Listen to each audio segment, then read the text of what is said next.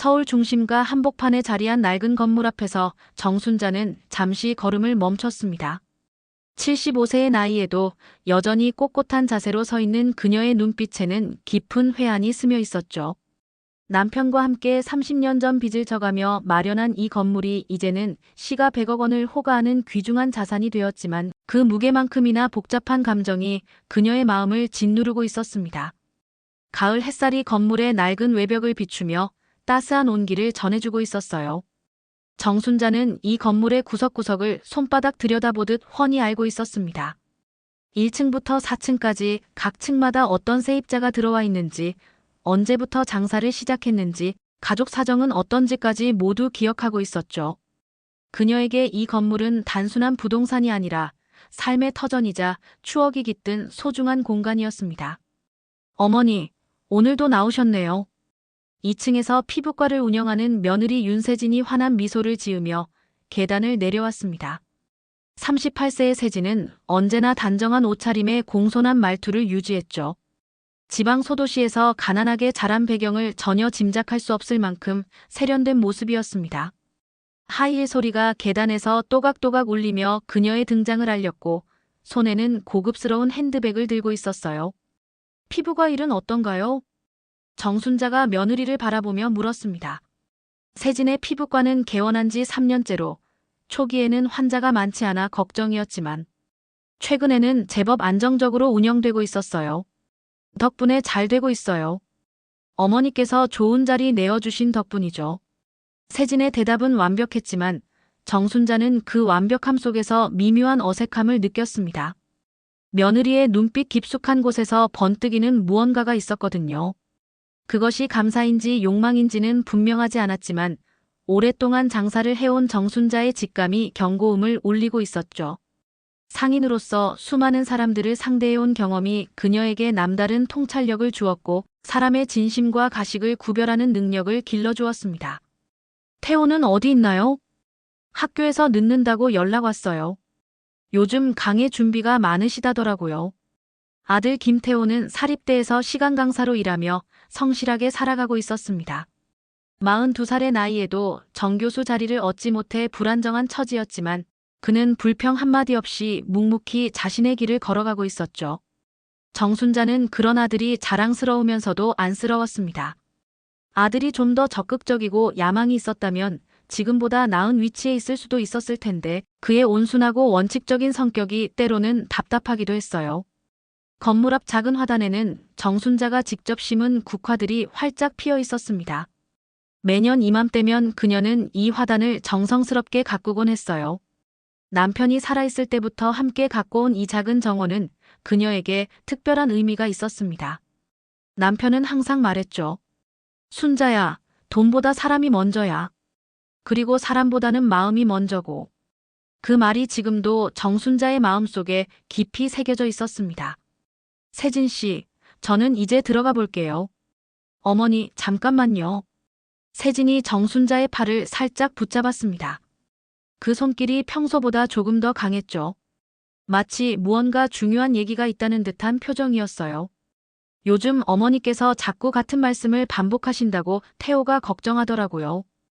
혹시 몸이 안 좋으신 건 아니시죠? 정순자는 고개를 갸우뚱했습니다. 자신이 같은 말을 반복했다는 기억이 없었거든요. 오히려 평소보다 더 또렷한 정신으로 하루하루를 보내고 있다고 생각했는데 며느리의 말이 의외였습니다. 혹시 정말 자신도 모르는 사이에 그런 증상이 나타나고 있는 건 아닐까 하는 불안감이 스멀스멀 올라왔어요. 며칠 후부터 정순자의 일상에 작은 변화들이 생기기 시작했습니다. 평소 즐겨 마시던 녹차 맛이 이상했고 밤에 잠이 잘 오지 않았죠. 무엇보다 기억이 가물가물한 순간들이 늘어났습니다. 어제 무엇을 했는지, 누구와 만났는지가 명확하지 않을 때가 있었어요. 처음에는 나이 때문이라고 생각했지만 점점 빈도가 잦아지면서 걱정이 되기 시작했습니다.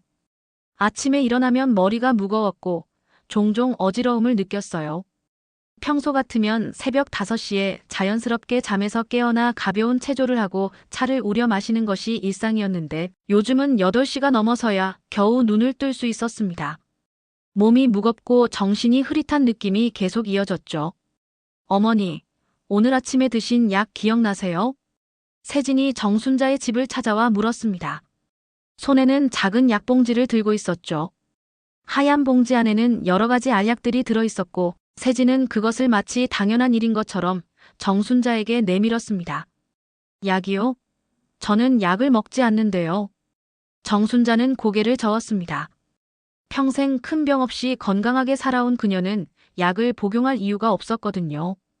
혈압도 정상이고 당뇨도 없었으며 정기 건강검진에서도 항상 양호한 결과를 받아왔어요. 어머니, 어제 제가 가져다 드린 비타민이에요. 건강에 좋다고 해서. 세진이 설명했지만 정순자는 여전히 기억이 나지 않았습니다. 며느리가 비타민을 가져왔다는 기억도, 그것을 받았다는 기억도 전혀 없었어요. 하지만 세진은 계속해서 그런 일이 있었다고 주장했습니다. 어머니, 기억이 잘 안 나시는 것 같은데 괜찮으세요? 어제는 분명히 받으신다고 하셨는데. 정순자는 혼란스러웠습니다. 정말 자신의 기억력에 문제가 생긴 건 아닐까 하는 불안감이 스며들기 시작했어요. 나이가 들면 기억력이 떨어진다는 얘기를 종종 들었지만 설마 자신에게 그런 일이 일어날 줄은 몰랐습니다.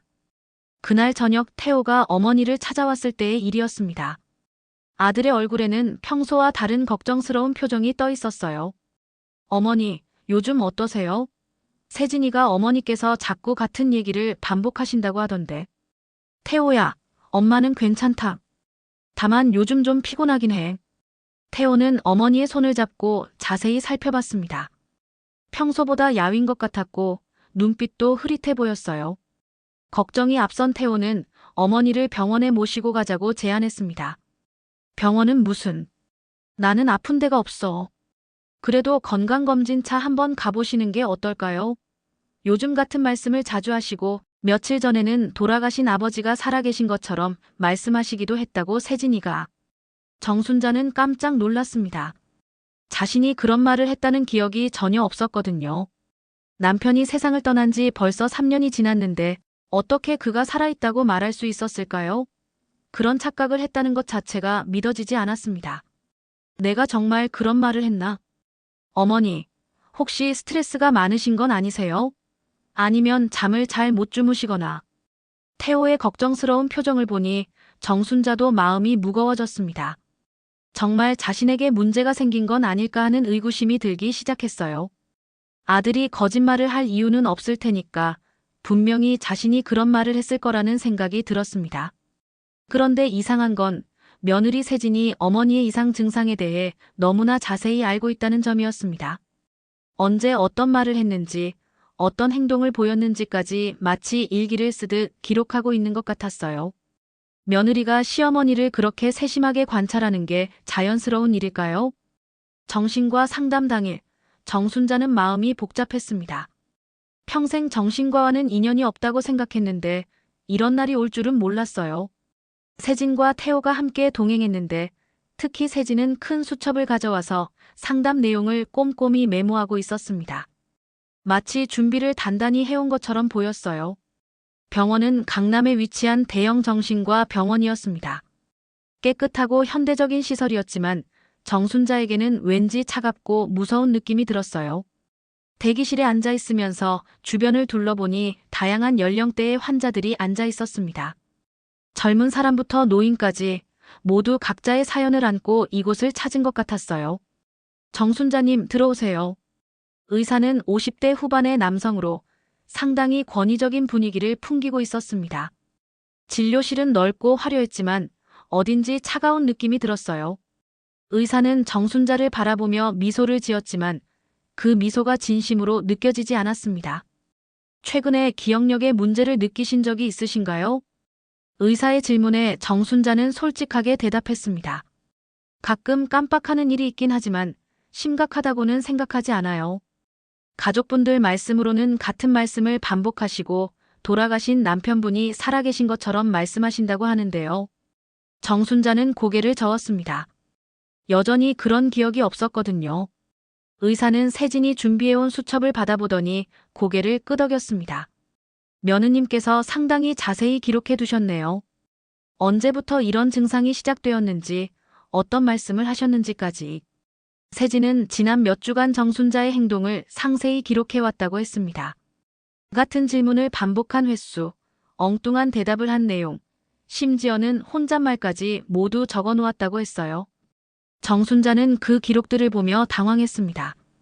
자신이 정말 그런 행동들을 했다는 게 믿어지지 않았거든요. 상담 중에 의사는 여러 가지 인지 검사를 실시했습니다. 간단한 계산 문제부터 시작해서 단어 기억하기, 시계 그리기 등의 테스트였어요. 정순자는 대부분의 문제를 무난히 해결했지만 몇 가지 문제에서는 실수를 했습니다. 오늘이 몇 월 며칠인지 아세요? 10월 15일인가요? 오늘은 10월 18일입니다. 사흘 정도의 오차였지만 의사는 그것을 의미 있게 받아들이는 것 같았어요. 정순자는 평소 날짜에 크게 신경 쓰지 않았기 때문에 그 정도 실수는 자연스럽다고 생각했지만 의사의 반응을 보니 불안해졌습니다. 상담이 끝난 후 의사는 세진과 태호를 따로 불렀습니다. 정순자는 복도에서 기다리며 이상한 기분을 느꼈어요. 왜 자신을 제외하고 따로 상담을 하는 걸까요? 환자인 자신이 모르는 이야기를 나누는 게 맞는 건가 하는 의문이 들었습니다. 1시간 후 세진과 태호가 나왔을 때 그들의 표정은 어두웠습니다. 특히 세진의 얼굴에는 묘한 만족감 같은 것이 스쳐 지나갔어요. 어머니, 의사 선생님께서 더 정밀한 검사가 필요하다고 하시네요. 정밀한 검사요? 네, 며칠 입원해서 관찰이 필요하다고 하십니다. 초기 치매나 망상 증세가 있을 가능성이 있다고. 정순자는 충격을 받았습니다. 치매라니, 망상이라니. 자신은 분명히 정상이라고 생각했는데 의사가 그런 진단을 내렸다는 게 믿어지지 않았어요. 입원 당일 아침, 정순자는 일찍 일어나 정신을 바짝 차렸습니다. 뭔가 중요한 일을 해야 한다는 직감이 들었거든요. 세진과 태호가 오기 전에 급히 책상 서랍을 열어 중요한 서류들을 확인했습니다. 건물 등기부등본, 통장, 그리고 남편이 남긴 유언서까지. 모든 것이 제자리에 있었지만 정순자는 이상한 불안감을 떨칠 수 없었어요. 서류들을 하나씩 살펴보면서 정순자는 깊은 생각에 잠겼습니다. 이 모든 것들이 자신의 평생에 걸친 노력의 결실이었어요. 남편과 함께 어렵게 모은 돈으로 건물을 샀고 힘든 시기를 견뎌내며 지금의 자산을 만들어냈습니다. 그런데 혹시 자신이 입원하는 동안 이 서류들에 무슨 일이 생기지는 않을까 하는 걱정이 들었습니다. 그때 오래된 수첩에서 한 장의 명함이 떨어졌습니다. 최 실장이라고 적힌 법무법인 명함이었어요.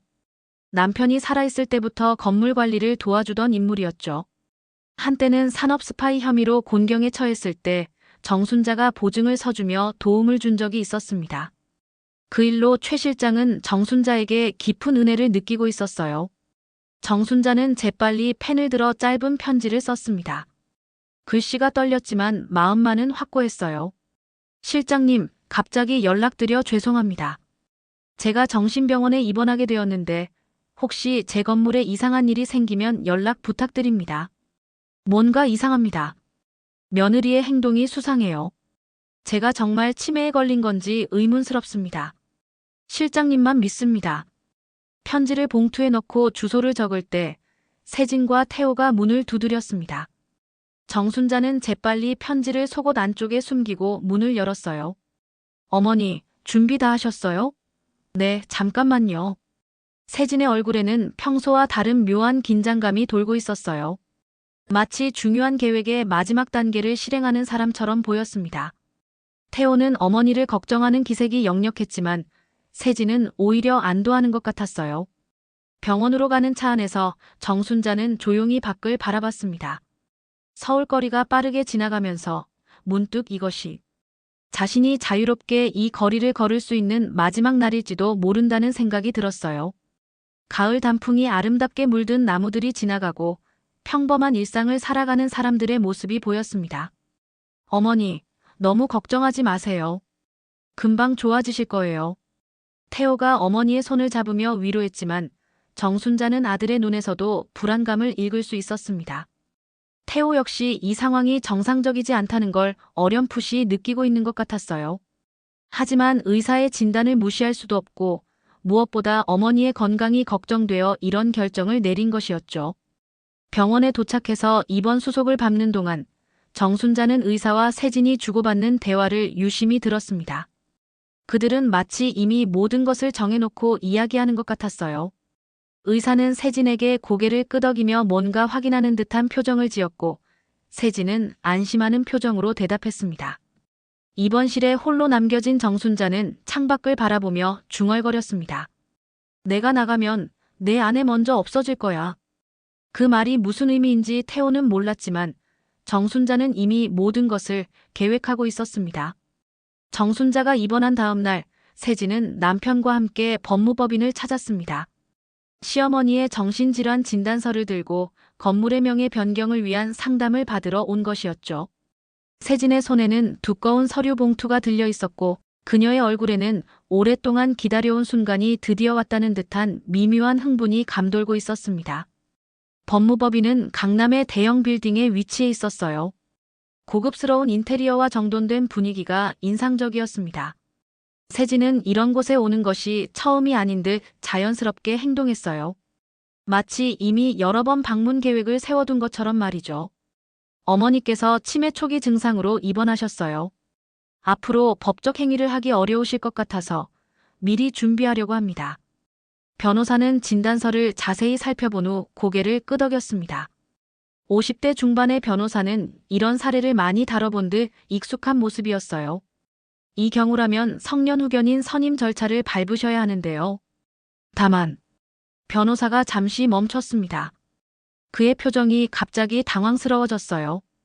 다만요? 세진이 급하게 물었습니다. 뭔가 예상과 다른 상황이 벌어지고 있다는 느낌이 들었거든요. 어머님께서 이미 재산 관리에 대한 위임장을 작성해 두신 것 같습니다. 저희 법무법인에서 보관 중인 서류가 있거든요. 세진과 태호는 깜짝 놀랐습니다. 언제 그런 위임장을 작성했다는 걸까요? 정순자는 그런 중요한 일을 가족에게 미리 알리지 않고 혼자 처리할 사람이 아니었는데 말이에요. 누구에게 위임하신 건가요? 태호가 떨리는 목소리로 물었습니다. 최 실장이라는 분께 포괄적인 재산 관리 권한을 위임하셨네요. 작성일이 일주일 전이군요. 세진의 얼굴이 창백해졌습니다. 시어머니가 입원하기 바로 전에 그런 위임장을 작성했다는 얘기였거든요. 마치 모든 것을 예상하고 미리 준비한 것 같았어요. 이건 단순한 우연이 아니라 계획된 행동이었습니다. 한편 병원에서 정순자는 간호사의 도움을 받아 편지를 붙였습니다. 최 실장에게 보낸 편지였죠. 며칠 후 최 실장이 병원을 찾아왔을 때 정순자는 모든 것을 털어놓았습니다. 실장님, 제가 미쳤다고 생각하세요? 아닙니다. 오히려 지금까지 본 것 중에 가장 정신이 또렷하신 것 같은데요. 최 실장은 60대 초반의 냉철한 인물로 오랫동안 법무 업무를 해온 전문가였습니다. 정순자의 이야기를 듣고 나서 그는 뭔가 큰 음모가 진행되고 있다는 확신을 얻었어요. 그의 오랜 경험상 이런 패턴은 단순한 가족 갈등이 아니라 치밀하게 계획된 범죄의 냄새가 났습니다. 며느리분이 어머님의 건물을 노리고 있는 것 같습니다. 그런데 방법이 너무 치밀해요. 단순한 욕심이 아니라 계획적인 범죄의 냄새가 납니다. 최 실장은 정순자에게 지난 몇 달간의 상황을 자세히 물어봤습니다. 언제부터 몸이 이상해졌는지, 세진이 언제부터 자주 찾아왔는지, 어떤 약을 가져왔는지까지 모든 것을 꼼꼼히 확인했어요. 어머님, 혹시 며느리분이 가져온 차나 음식을 드신 적이 있으세요? 그러고 보니 요즘 세진 씨가 자주 차를 끓여서 가져왔어요. 건강에 좋다면서. 그 차를 드신 후에 어떤 기분이었나요? 머리가 무겁고 졸렸어요. 그리고 기억이 흐릿해지는 느낌이. 최 실장은 고개를 끄덕였습니다. 그의 추측이 맞다면 세진은 정순자에게 정신을 흐리게 하는 약물을 투여했을 가능성이 높았어요. 정순자는 최 실장에게 자신의 모든 재산에 대한 관리 권한을 위임했습니다. 그리고 복수를 위한 계획을 세우기 시작했어요. 하지만 그것은 단순한 보복이 아니라 진실을 밝혀내기 위한 정의로운 싸움이었습니다. 실장님, 저는 복수하려는 게 아니에요. 다만 진실이 밝혀지기를 원할 뿐입니다. 그 사람이 저에게 한 일들이 세상에 알려져야 해요. 최 실장은 고개를 끄덕였습니다. 그는 과거 정순자가 자신을 도와준 은혜를 잊지 않고 있었고 이번 일을 통해 그 빚을 갚으려 했어요. 더 중요한 건 이런 범죄가 더 이상 일어나지 않도록 막아야 한다는 사명감이었습니다. 어머님, 저희가 해야 할 일이 많습니다. 먼저 며느리분의 과거 행적을 조사해야 하고 의사와의 결탁 관계도 파악해야 해요. 그리고 무엇보다 어머님이 복용하신 약물에 대한 분석이 필요합니다. 정순자는 최 실장의 말에 깊이 공감했습니다. 이건 단순히 자신만의 문제가 아니었어요. 세진 같은 사람들이 다른 무고한 노인들을 해치는 일을 막아야 했습니다. 세진이 건물을 담보로 대출을 받으려 했을 때 은행에서 뜻밖의 답변을 들었습니다. 평소 거래하던 은행 지점장이 난감한 표정으로 세진을 바라봤어요. 죄송하지만 이 건물에는 매각 금지 가처분이 신청되어 있습니다. 대출은 물론 매매도 불가능한 상태예요. 그게 무슨 말씀이세요? 누가 그런 신청을? 세진의 목소리가 떨렸습니다. 이런 상황은 전혀 예상하지 못했거든요. 최 실장이라는 분이 신청하셨네요. 건물주의 정당한 위임을 받아서요. 법원에서 승인된 공식 문서입니다. 세진은 충격을 받았습니다. 시어머니가 입원한 상태에서 어떻게 그런 일이 가능한 걸까요? 급하게 집으로 돌아와 인터넷을 검색하던 중 한 기사가 그녀의 눈에 띄었습니다. 강제 입원된 75세 노인, 건물 권리 이전 전 미스터리한 행보. 기사는 정순자의 이야기를 다루고 있었습니다. 정신질환 진단을 받고 입원했지만 입원 직전에 모든 재산 관리 권한을 제3자에게 위임했다는 내용이었어요. 기사는 상당히 자세했습니다. 정순자의 나이, 건물의 위치, 심지어는 며느리가 피부과를 운영하고 있다는 사실까지 모두 나와 있었어요. 기사 말미에는 과연 이것이 우연의 일치일까? 전문가들은 이런 경우 노인 학대나 재산, 갈취의 가능성을 배제할 수 없다고 말한다라는 의미심장한 내용이 있었습니다. 세진은 급히 정신과 의사에게 연락했습니다. 손이 떨려서 번호를 누르기도 어려웠어요. 선생님, 우리가 말했던 일이 언론에 나왔어요. 어떻게 해야 하죠? 진정하세요. 저희가 작성한 진단서는 의학적으로 완벽하니까 문제 없을 겁니다. 다만 당분간 조용히 지내시는 게 좋겠어요. 하지만 의사의 목소리에도 불안감이 섞여 있었어요. 사실 그도 이 일이 이렇게 큰 파장을 일으킬 줄은 몰랐습니다. 단순히 돈을 받고 진단서를 써주는 정도로 생각했는데 상황이 심각해지고 있었어요. 며칠 후 그 의사는 검찰에 자수했다는 소식이 들려왔습니다. 돈을 받고 거짓 진단서를 작성했다고 자백한 것이었죠. 언론의 관심이 집중되고 수사기관에서 접촉해오자 더 이상 버틸 수 없었던 것입니다. 그날 밤 세진이 집에 돌아왔을 때 현관문에 쪽지 하나가 붙어 있었습니다. 누가 언제 붙여놓았는지 알 수 없었지만 그 내용이 섬뜩했어요. 내 손에 묻은 피, 언젠가 네 딸이 보게 될 거다. 세진은 온몸이 떨렸습니다. 자신에게는 아직 딸이 없었는데 왜 그런 말을 하는 걸까요? 아니면 미래에 태어날 아이를 얘기하는 건가요? 아니면 자신의 모든 계획이 발각되어 감옥에 가게 될 거라는 암시일까요? 태호가 집에 돌아왔을 때 세진은 완전히 패닉 상태였습니다. 평소 침착함을 유지하던 그녀가 이렇게 동요하는 모습을 보는 건 처음이었어요. 여보, 무슨 일이야? 얼굴이 새하얗네. 태호야, 우리 이제 끝났어. 어머니가 모든 걸 알고 계셔. 무슨 소리야? 어머니는 병원에 계시잖아. 치매 때문에 입원하신 거고. 하지만 태호도 최근 1년의 사건들이 우연이 아니라는 걸 느끼기 시작했습니다. 어머니의 갑작스런 입원, 위임장 작성, 그리고 언론 보도까지. 모든 것이 너무나 치밀하게 계획된 것 같았어요. 특히 어머니가 입원 직전에 위임장을 작성했다는 사실이 가장 의심스러웠습니다. 세진아, 혹시 어머니한테 무슨 일을 한 거야? 태호의 질문에 세진은 대답할 수 없었습니다. 이제야 자신이 저지른 일의 심각성을 깨닫기 시작했거든요. 검찰 수사가 본격적으로 시작되면서 세진의 과거가 하나둘 드러나기 시작했습니다. 의료진을 매수해 거짓 진단서를 받은 것뿐만 아니라 시어머니의 차에 몰래 수면제와 기억력 저하 약물을 투여한 정황, 그리고 건물 관련 서류를 위조하려 했던 시도들까지 모든 것이 밝혀졌어요. 수사관들이 세진의 휴대폰과 컴퓨터를 분석한 결과 인터넷에서 치매 증상 만들기, 노인 정신질환 진단받는 법 등을 검색한 기록들이 나왔습니다. 더 충격적인 건 세진의 과거 범죄 기록이었습니다. 대학 시절 다른 학생의 신분을 도용해 장학금을 받았던 일, 첫 직장에서 고객 정보를 빼돌려 개인적 이득을 취했던 일, 심지어는 결혼 전에도 다른 남자를 속여 돈을 받은 적이 있었어요. 그녀는 평생에 걸쳐 크고 작은 사기를 저질러 왔던 것이었죠. 이 여자는 단순한 며느리가 아니라 전문적인 사기꾼이었습니다. 아마 처음부터 태호 씨 집안의 재산을 노리고 접근한 것 같습니다. 최 실장이 정순자에게 보고할 때 그의 목소리에는 분노가 섞여 있었어요. 수사 과정에서 밝혀진 세진의 행적은 정말 치밀하고 악랄했습니다. 처음부터 계획적으로 접근한 거예요. 태호 씨와 결혼한 것도, 피부과를 그 건물에 차린 것도 모두 계산된 행동이었습니다. 심지어 태호 씨의 성격까지 미리 파악해서 자신에게 유리하도록 이용했어요. 정순자는 놀랍지 않았습니다. 이미 오래전부터 며느리의 진짜 정체를 눈치채고 있었거든요. 여자의 직감이라고 할까요? 아니면 오랫동안 살아온 인생 경험 때문일까요? 세진의 완벽해 보이는 외모와 행동 뒤에 숨겨진 욕망의 냄새를 맡을 수 있었습니다.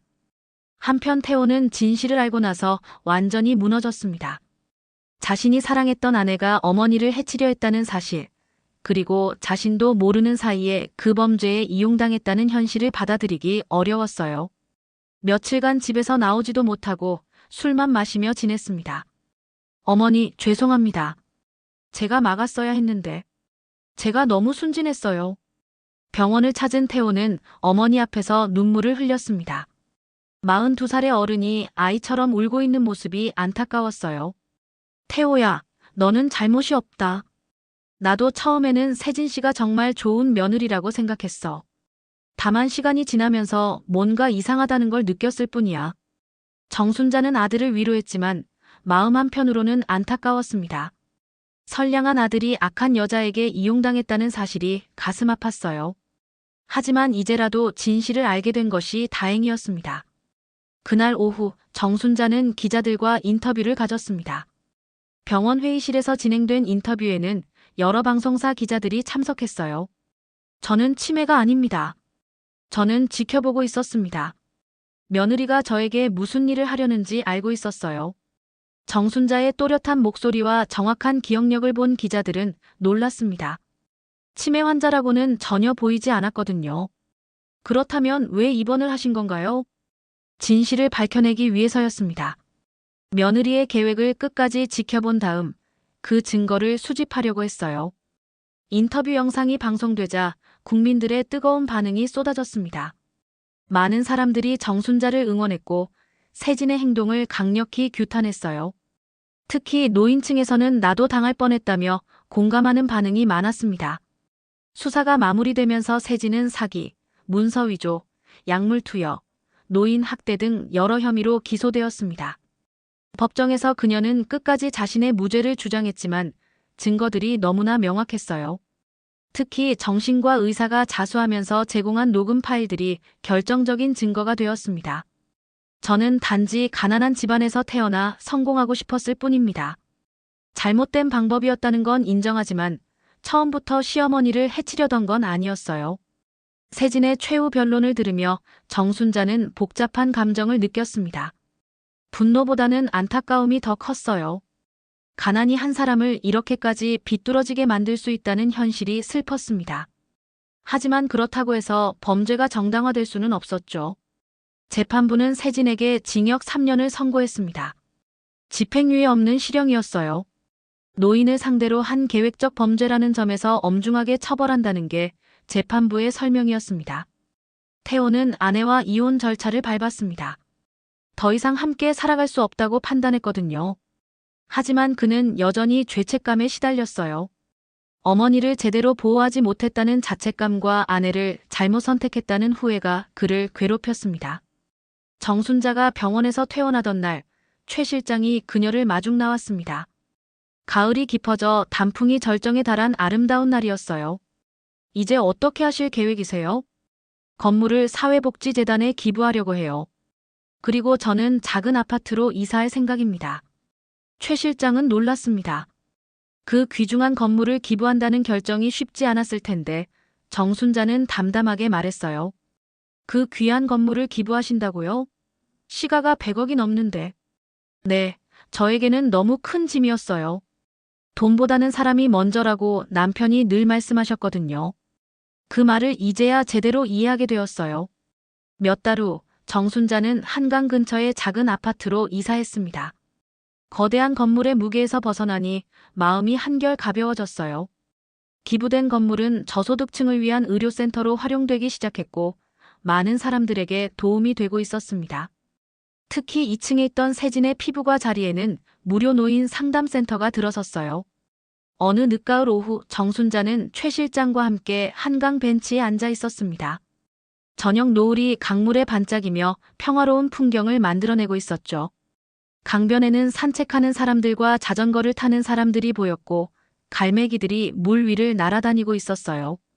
후회하지 않으세요? 최 실장이 조심스럽게 물었습니다. 전혀요. 오히려 이제야 진짜 자유로워진 기분이에요. 그 큰 건물이 저에게는 짐이었다는 걸 이제야 깨달았어요. 정순자의 얼굴에는 평온한 미소가 떠올랐습니다. 지난 몇 달간의 힘든 시간들이 오히려 그녀에게 새로운 깨달음을 주었어요. 실장님, 저는 건물이 아니라 사람을 잃을 뻔했어요. 태호를 잃을 뻔했고 저 자신의 평정심도 잃을 뻔했죠.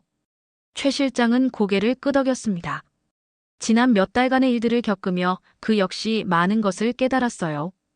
돈과 권력보다 소중한 게 무엇인지, 진정한 승리가 무엇인지를 말입니다. 해가 완전히 지고 거리의 불빛이 하나둘 켜지기 시작했습니다. 정순자는 일어나 집으로 돌아갈 준비를 했어요. 실장님, 정말 감사했습니다. 실장님이 아니었다면 저는 정말로 모든 걸 잃었을 거예요. 아닙니다. 제가 더 감사하죠. 과거 은혜를 조금이나마 갚을 수 있어서요. 두 사람은 작별 인사를 나누고 각자의 길로 향했습니다. 정순자는 천천히 집으로 걸어가면서 깊은 만족감을 느꼈어요. 집에 돌아온 정순자는 작은 거실에 앉아 차를 우렸습니다. 예전 큰 건물의 넓은 공간에 비하면 초라할 수도 있었지만 이곳이 훨씬 따뜻하고 편안했어요. 복잡한 일들이 모두 끝나고 나니 진정한 평화를 느낄 수 있었습니다. 태호가 가끔 찾아와 안부를 묻곤 했습니다. 아들은 여전히 죄책감에 시달리고 있었지만 시간이 지나면서 조금씩 회복되고 있었어요. 새로운 시작을 준비하고 있다고 했습니다. 어머니가 자신을 원망하지 않는다는 걸 알고 나서야 마음의 짐을 조금 덜 수 있었어요. 정순자는 창밖을 바라보며 생각했습니다. 인생의 진짜 가치가 무엇인지, 진정한 승리가 무엇인지를 깨달은 것 같았어요. 복수가 아니라 용서를, 소유가 아니라 나눔을, 미움이 아니라 사랑을 선택한 것이 옳은 길이었다고 확신했습니다. 그날 밤 정순자는 오랜만에 깊고 평안한 잠에 들었습니다. 더 이상 무엇도 두렵지 않았어요. 진실은 밝혀졌고 정의는 실현되었으며 무엇보다 그녀 자신이 진정한 평화를 찾았으니까요. 남편이 남긴 말씀대로 돈보다 사람이 먼저라는 철학을 실천할 수 있어서 마음이 뿌듯했습니다.